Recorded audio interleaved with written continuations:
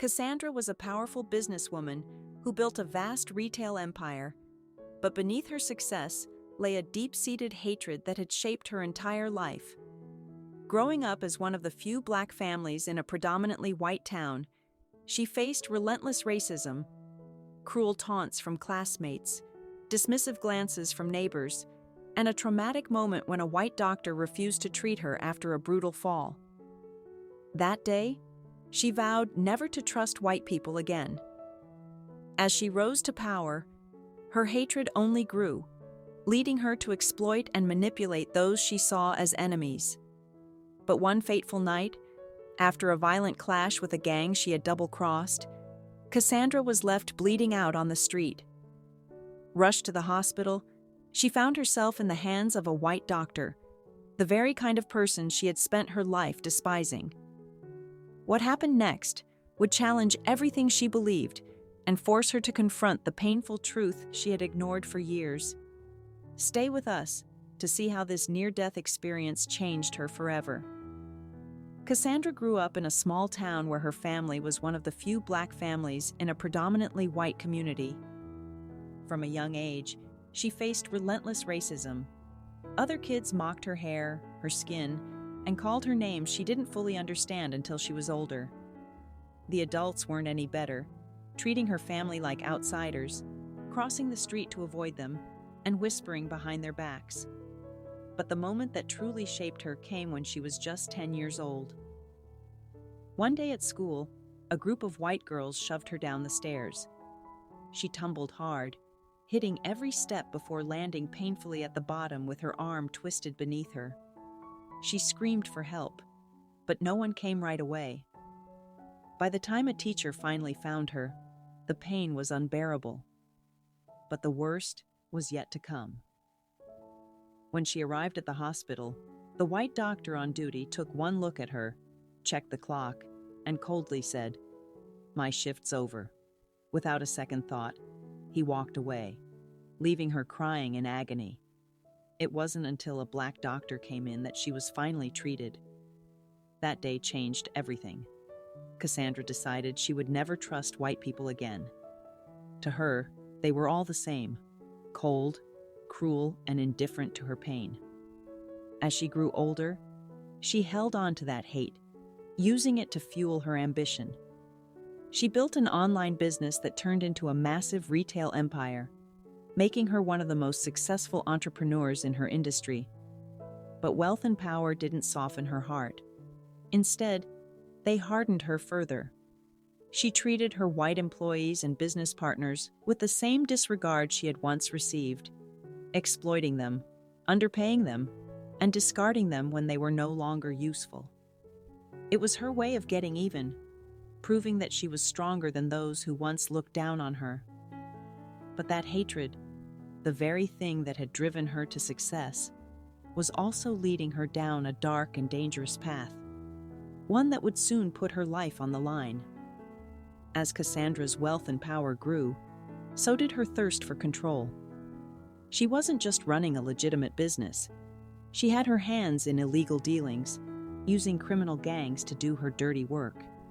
Some were black, some were white. But to her, they were all just tools, people she could manipulate to expand her empire. She had no loyalty to any of them, especially the white gangs. She saw them as disposable, using them when it suited her and discarding them when she no longer needed them. But one day, that arrogance caught up with her. After hiring a notorious white gang for a job, Cassandra decided they weren't worth the payment.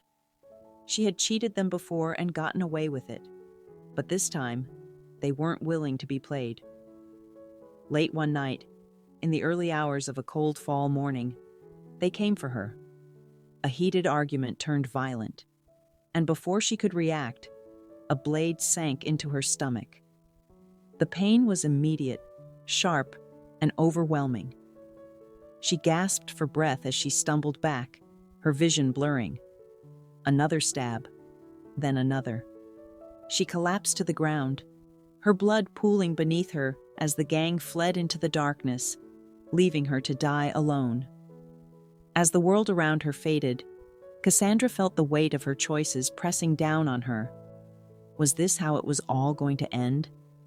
The sirens in the distance barely registered in her mind as her body grew weaker. When the paramedics arrived, she was barely clinging to life. Rushed to the hospital, her heart struggled to keep beating. The world around her became a haze of flashing lights and frantic voices. As she was wheeled into the emergency room, unconscious and on the verge of death, she had no idea that the man fighting to save her life was the very kind of person she had spent years despising, a white doctor. As Cassandra lay unconscious in the hospital, hovering between life and death, memories from her past played like an old film in her mind. The echoes of cruel laughter from her childhood rang in her ears. She saw herself as a young girl, standing alone in the schoolyard while the other kids whispered and pointed. She relived the pain of tumbling down those stairs, the sharp crack of her bones, and the feeling of utter helplessness as she lay there, waiting for someone, anyone, to help. Then, the worst memory of all, the white doctor who had looked at her suffering and simply walked away. Even in the depths of unconsciousness, the bitterness she had carried for years surged through her. In her mind, white people had never cared about her, and they never would. Then suddenly, there was light, a voice, someone calling her back. Cassandra's eyes fluttered open, her body weak and aching. The room was bright, sterile, unfamiliar. As her vision cleared, she saw a man standing beside her bed, his face filled with quiet determination.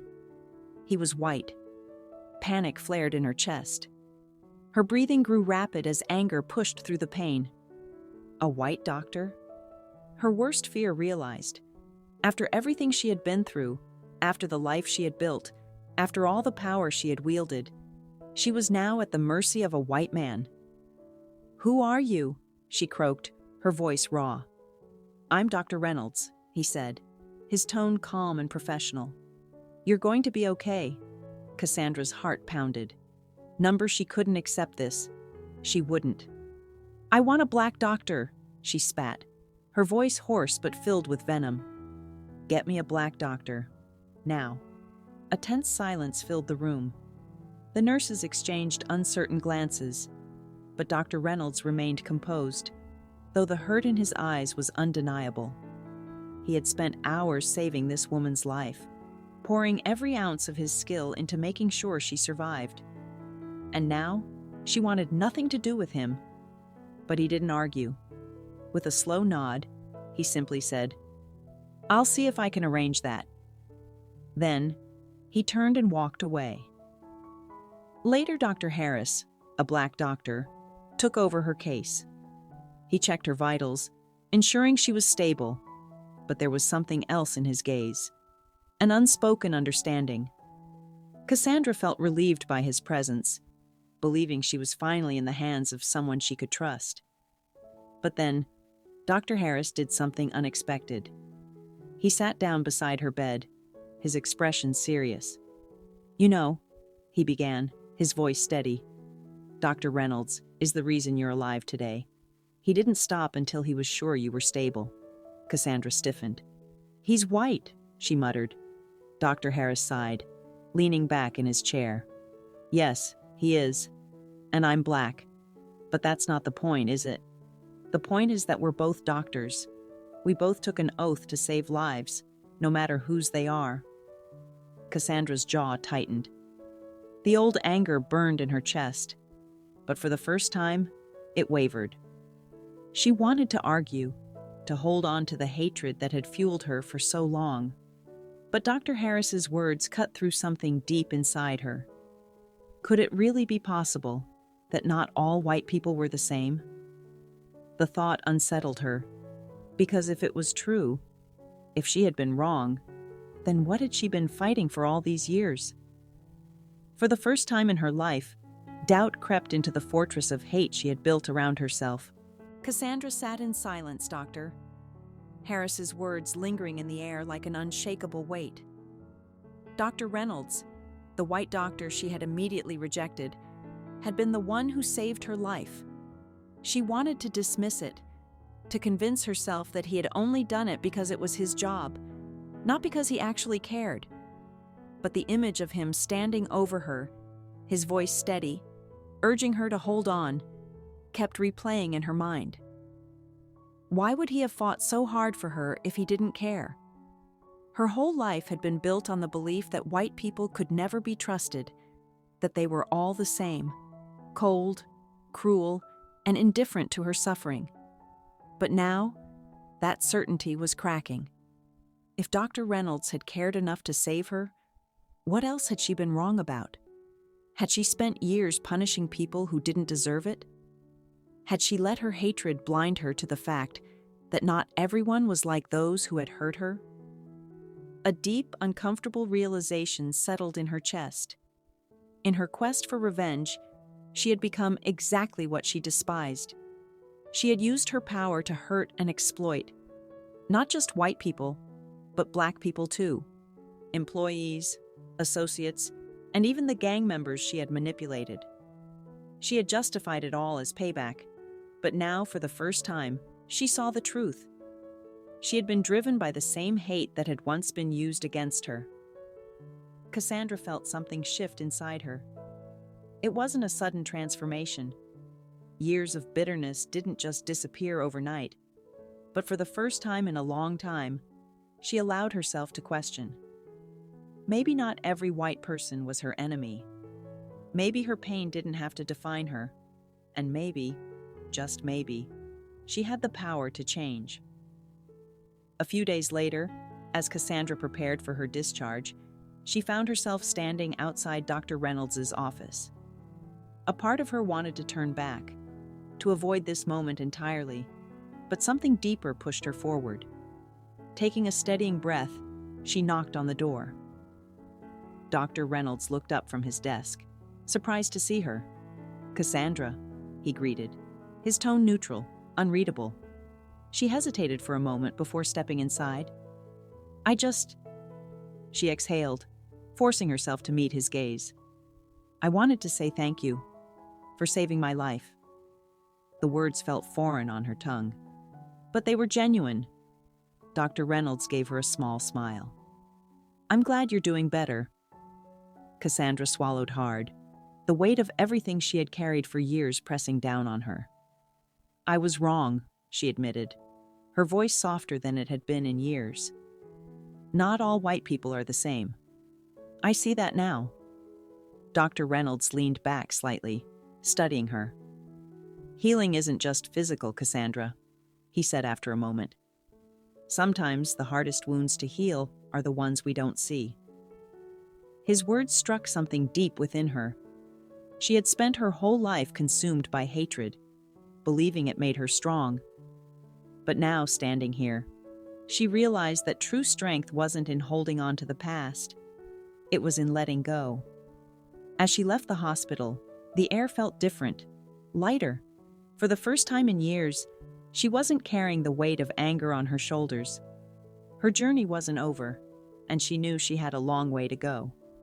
But for the first time, she was willing to see the world beyond the lens of hate. And that, she realized, was the first step toward real freedom. Cassandra's story is a powerful reminder that hatred, no matter how justified it may seem, can become a prison of our own making. Her journey showed that healing isn't just about the body, it's about the mind and heart as well. Through an unexpected act of kindness, she was forced to confront her deepest beliefs and recognize that not everyone is defined by the past. Have you ever experienced a moment that changed your perspective? Share your thoughts in the comments below. If you enjoyed this story, don't forget to like, share, and subscribe for more thought-provoking content. See you in the next video.